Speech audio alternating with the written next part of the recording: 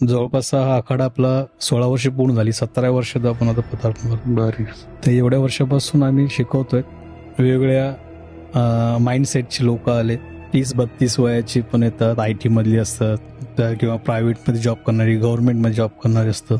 काही आता असेही आहेत की मुलगा प्रॅक्टिसला आला तर त्याची मम्मी पण प्रॅक्टिस करते, तिची पप्पा पण प्रॅक्टिस करतात त्याची. जेव्हा नवीन कोणी जॉईन होतं, लाठीपासून आपण शिकवायला चालू, कारण लाठीमध्ये वेगवेगळे पवित्र आहेत, ते पवित्र्याचं नॉलेज दिलं जातं. उभं राहण्याची पद्धत कशी आहे, ते पायात तेवढी स्ट्रेंथ आली पाहिजे, तेवढा वेळ उभं राहायचं.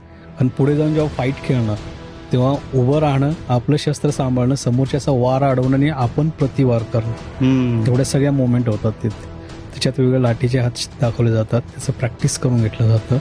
आणि ते झाल्यानंतर मग पुढं मग शस्त्र दिलं जातं. मग दानपट्टा असेल, तलवार असेल, भाला असेल, वेगवेगळे शस्त्राचं त्याच्यामध्ये ट्रेनिंग दिलं जातं. त्याच्यामध्ये काय होतं की त्यांची नजर चांगली बसते, पायाचे मुवमेंट चांगले होतात, पाया अंगामध्ये चपळता येते. पण फाईट खेळत असताना खेळता खेळता एका पवित्रात उभं राहून अचानक त्याला पवित्रा बदलून वार मारला जातो. समोरच्याला चकवून दाखवताना एक वार दाखवायचा, एक मुवमेंट करतो दाखवायचं, पण मारायचा दुसरीकडेच वार.